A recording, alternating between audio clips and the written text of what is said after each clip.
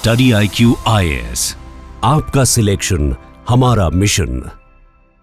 दोस्तों, 7 बातें जो ये प्रूव करती है कि इंडिया पाकिस्तान के बीच में कुछ बड़ा होने वाला है।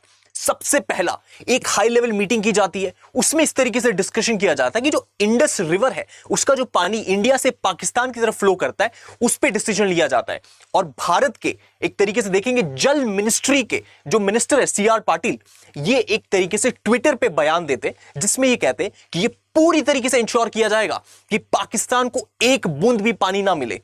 इस तरीके से इसके रिस्पांस में आपको देखने को मिलेगा कि क्या इंडिया स्टेप लेता है। सबसे पहला आप देखेंगे बगलियार डैम जो एक तरीके से चिनाब रिवर पर बना हुआ है, इसका जो पानी है ये हॉल्ट कर दिया जाता है, इसके गेट्स बंद कर दिए जाते हैं। सिमिलरली सलाल डैम ये भी चिनाब रिवर पे बना है, इसके भी गेट्स को हॉल्ट कर दिया जाता है। तो आप अगर ये व्यू देखेंगे इसमें आपको समझ में आएगा कि इस तरीके से ये डैम है, इसके इस तरफ जो वाटर है वो इंडिया की तरफ है और यहां से जो वाटर उस तरीके से निकलता था, आप चिनाब रिवर का वाटर देखेंगे ये पाकिस्तान को जाता था, इसको रोक दिया गया है। तो एक बूंद भी पाकिस्तान को नहीं दिया जाएगा। ये पहला डेवलपमेंट हमको देखने को मिलता है।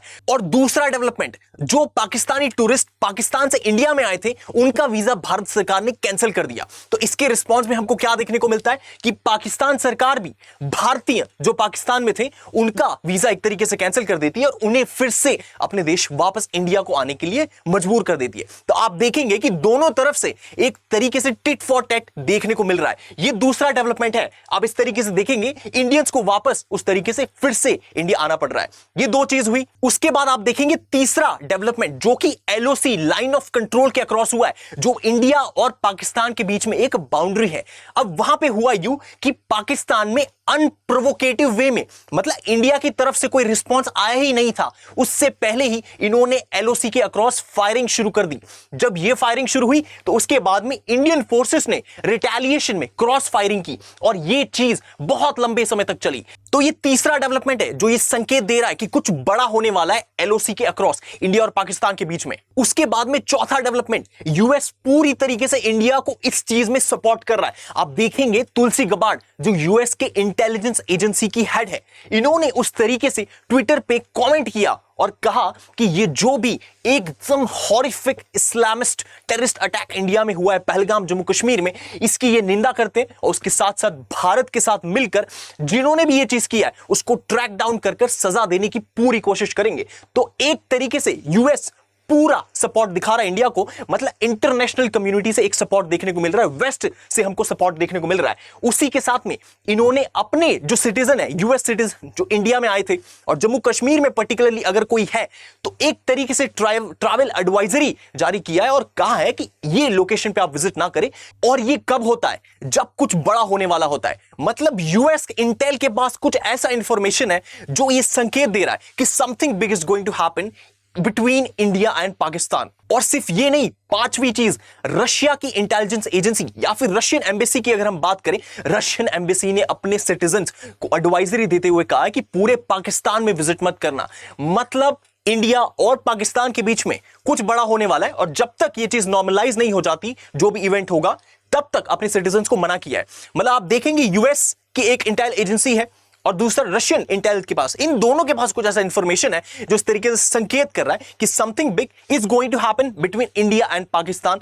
उस वजह से ये सारे जो संकेत है, ये हम जो 7 चीजों के बारे में बात करें उसमें सबसे ज्यादा सब्सटेंशियल ये चीज देखने को मिल रही है। इसके बाद में छठी चीज, मतलब इंटरनेशनल कम्युनिटी से तो सपोर्ट देखने को मिल ही रहा है। डोमेस्टिक पॉलिटिक्स को अगर आप देखेंगे, वहां के जो लीडर है जैसे जम्मू कश्मीर के चीफ मिनिस्टर उमर अब्दुल्ला, ये भी एक तरीके से कह रहे हैं कि जो इंडस वाटर ट्रीटी का सस्पेंशन हुआ है इसको सपोर्ट कर रहे हैं। मतलब डोमेस्टिक पॉलिटिक्स में उमर अब्दुल्ला सपोर्ट कर रहे हैं, या कांग्रेस हो या बाकी कोई भी पॉलिटिकल पार्टी हो जो इंडिया में उस तरीके से है, हर पॉलिटिकल पार्टी, सारे ऑपोजिशन साथ में मिलकर एक इंडिया, सिंगल इंडिया को रिप्रेजेंट करते हुए देखने को मिल रहे इस हीनस एक्ट के पीछे। आप देखेंगे ये चीज हुआ है। उसी के साथ में उमर अब्दुल्ला ने कहा है कि Indus water treaty Jammu Kashmir के लिए हमेशा से एक अनफेयर चीज थी, क्योंकि इनके हिसाब से सारा पानी जब पाकिस्तान को चला जाता था तो इनके पास कुछ बचता नहीं था और बहुत अनफेयर थी। यह चीज देखने को मिली हमको। उसी के साथ में 7वां और आखिरी चीज, इंडिया ने अटारी बॉर्डर को सील कर दिया है। उसके साथ साथ में सार्क जो एक ऑर्गेनाइजेशन है उसके तहत जो भी वीजा था उसके एग्जम्पशन थी उसे खत्म कर दिया।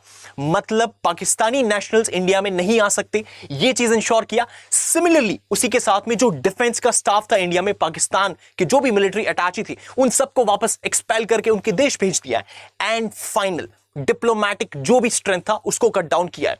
तो ये जो 7 चीजें हैं ये पूरी तरीके से संकेत दे रही हैं कि इंडिया पाकिस्तान के बीच में कुछ बड़ा होने वाला है, और इसी में एक लेवल ऊपर जाके चीजें तब देखने को हमको मिलती है जब आप देखेंगे पीएम मोदी ने जब स्टेटमेंट दिया कि जो भी इन चीज के पीछे इन्वॉल्व है उनको तो पनिश किया ही जाएगा, लेकिन उसके साथ साथ उनके जो सपोर्टर है उनको भी पनिश किया जाएगा। तो ये स्टेटमेंट बहुत ही बड़ा स्टेटमेंट है और एक संकेत दे रहा है कि something big is going to happen across India Pakistan border. Study IQ IAS, आपका सिलेक्शन हमारा मिशन।